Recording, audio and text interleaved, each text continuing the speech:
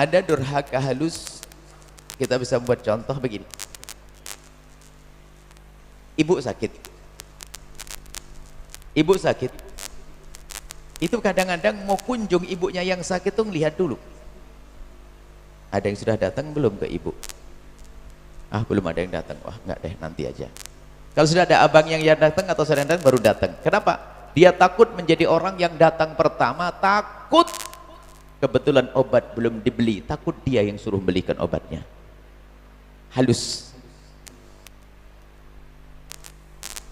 Jadi menghindar dari menolong orang tuanya. Sebuah contoh ya yang pernah kami hadirkan dalam satu silsilah. Ada seorang ibu, ini biar punya gambaran, makanya namanya durhaka kadang-kadang halus sekali. Ada seorang ibu sakit di rumah sakit. Dia punya anak 5 sudah berjaya semuanya. Anaknya sudah Masya Allah, mandiri semuanya. Kebetulan hidup di satu kota. Satu kota begini, suatu ketika ibu ini sakit. Padahal ibu ini nggak pernah sakit. Karena itu orang desa yang Masya Allah hidupnya dengan aktivitas, kemudian menjadi sukses dan sebagainya. Akhirnya sang ibu tidak pernah sakit. Sakit ini. Dan beliau janda, suaminya sudah meninggal. Di saat sakit masuk rumah sakit, ternyata harus opnam, harus tinggal di dalam rumah sakit. Semua anak-anak dipanggil, kaget mendengar ibunya sakit, harus opnam. Gelisah semuanya. Akhirnya diputuskan sang ibu harus tinggal di rumah sakit. Setelah itu, kakak yang tertua itu ngajak musyawarah. Bagaimana kalau? Berarti ini harus dibikin jadwal. Anggap saja rumahnya di Cirebon semuanya. Jadwal apa bang? Jadwal yang jaga Umi dong. Kan nggak ada yang jaga kalau kita pulang semuanya. Kan kita semua orang sibuk. Rupanya adiknya sepakat semuanya bahwasanya tidak bang, kita nggak usah pakai jadwal-jadwal. Abangnya kaget, bagaimana adik? Ibu sakit kalau pakai jadwal siapa yang jaga? Terusnya anak-anak itu kompak berkata, bang, saya sudah izin sama suami saya sudah izin sama suami. Semua sudah ngomong, kami tidak pakai jadwal karena kami ingin nginep di sini semuanya. Ada abangnya, kok gitu? Iya, kami nginep sana. Mumpung saya dapat izin dari suami, alhamdulillah. Rupanya suaminya baik bisa mengizinkan suaminya tinggal di situ. Sehingga sang ibu merasakan bahwasanya setelah lama ditinggal anaknya pada menikah rumah sendiri dengan suami sampai suami telah meninggal, sepi. Saat itu menemukan bahwasanya keadaan suasana yang indah biarpun di rumah sakit, anaknya ngumpul semuanya. Anak perempuan ada yang di bawah, ada tidur di sini. Memang dibuatkan di ruang yang enak, diambil ruang VIP di rumah sakit. Anak yang laki-laki longsor di mana pokoknya. Sang ibu itu sambil lihat anak-anaknya yang dulu masa kecilnya terlihat kecil-kecil, sekarang sudah gede-gede. Akhirnya betul. Akhirnya pulang pun anak-anaknya itu kalau nengok suaminya pulang pergi nggak pakai jadwal begitu. Hingga berhari-hari, sehari, 2 hari sampai 10 hari lebih. Setelah lebih dari 10 hari sampai 15 hari, ada satu anak perempuannya pergi ke dokter karena melihat ibunya sudah mulai baik, pengen tahu keadaan ibunya seperti apa, bagaimana perkembangan kesehatannya. Rupanya sang dokter dengan jelas menyampaikan bahasanya ibumu sudah oke. Ibu yang baik, ibu karena sudah jadi ibu-ibu anaknya ini. Bu, ibunya ibu sudah baik dan ibunya ibu boleh dibawa pulang. Alhamdulillah. Sudah bisa? Iya, sudah bisa pulang. Alhamdulillah. Sebelum keluar, tenang bu, sebentar. Tapi bu, bisa dibawa pulang sekarang, tapi mohon bu, selesaikan obatnya. Itu saya lihat masih ada obat satu lagi, biar tuntas besok pulangnya. Oh begitu, baik pak. Keluarlah sang anak tadi, yang sudah jadi ibu-ibu juga. Pulang memberikan kabar gembira kepada ibunya, kalau sang ibu sudah sehat. Ibunya girang, ibunya senang dan berkata, aduh iya, aku pengen cepat pulang. Nggak betah aku di sini, enak kalau pulang. Semua adik-adiknya, abangnya pada senang, nangis gembira. Setelah itu sang abang laki-laki berbicara, adik-adikku semuanya,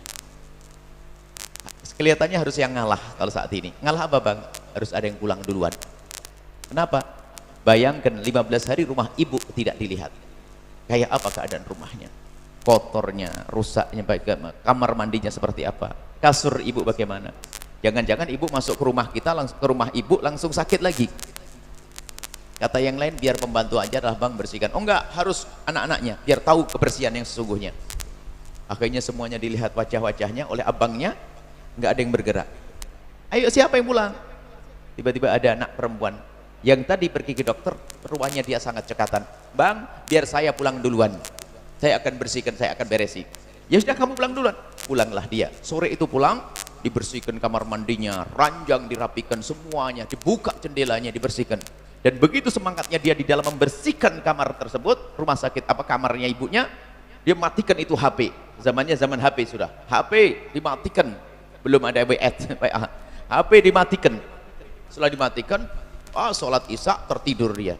Besok paginya dilanjutkan lagi, terus bersih-bersih sambil menanak nasi, nyiapin apa-apa yang bisa disiapin sampai jam 8 menjelang jam 9. Dia tuh nunggu kok tidak ada kabar, kapan ibunya mau pulang, nggak ada.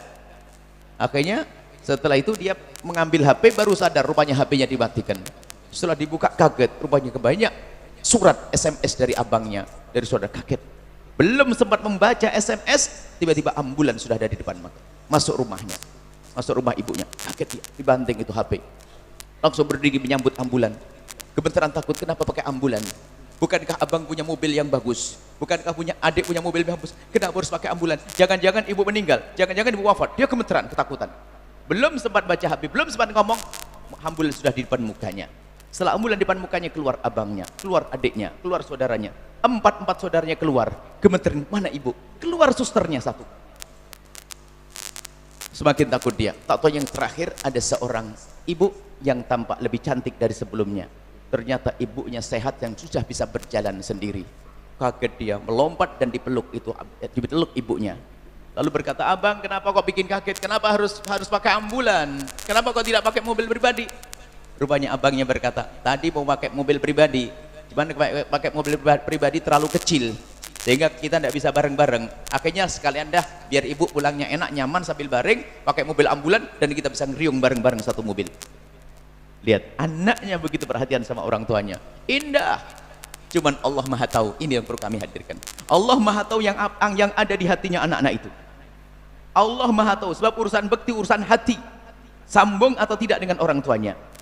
Allah Maha tahu anak perempuannya yang datang ke dokter yang semangat bertanya tentang keadaan ibundanya. Allah juga Maha tahu di saat sang anak perempuan milih untuk pulang.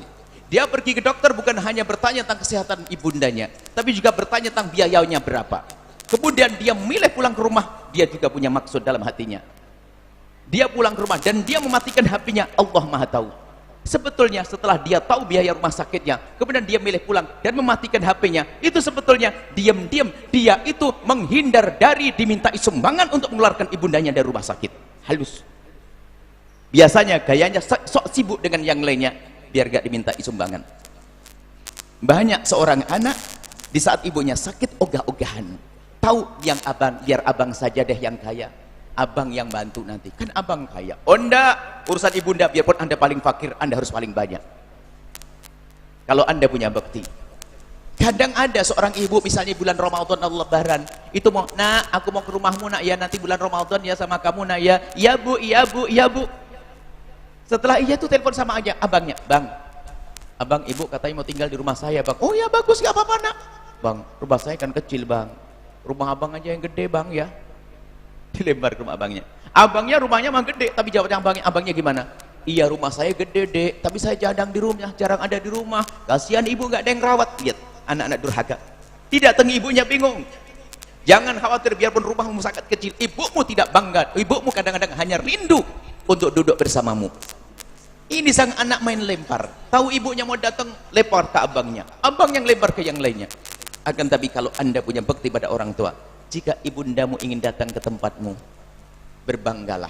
Dan untuk mengukur anda punya bekti atau tidak, lihat kesenanganmu. Mungkin rumahmu sangat kecil, akan tapi anda akan berkata bahwasanya, untuk ibu akan aku beri kamar yang terbesar biarpun rumah saya kecil. Ini urusan orang tua. Hati-hati, jangan sampai diam-diam kita punya durhaka kepada orang tua. Halus durhaka kepada orang tua, takut membayar resepnya. Sementara ibunda kita, lihat, kalau kita sakit akan dihabiskan semuanya untuk kita.